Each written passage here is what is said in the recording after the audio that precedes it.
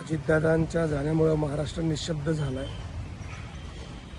वैयक्तिकदृष्ट्या काहीतरी सुचावं ह्याला सुद्धा खूप वेळ जातोय, काही सुचत नाही. पण आज सुनीतराव यांची भेट घेतली आणि काय बोलावं काही कळत नव्हतं खरं तर. त्यानंतर मोठे साहेबांची पण भेट घेतली. मला असं वाटतंय की महाराष्ट्राच्या भल्यासाठी दोन्ही राष्ट्रवादी एकत्र याव्यात. आणि खरं तर अशी चर्चा झाली होती, बोलणं झालं होतं ह्या निवडणुकीच्या वेळेला, प्रचाराच्या वेळेला, की आता एकत्रच येणार आहे. एक काय त्याला फॉर्मॅलिटी राहिली आहे. असं असताना हे असं अचानक काहीतरी व्हावं हे महाराष्ट्राच्या दृष्टीने फार वाईट झालं आहे.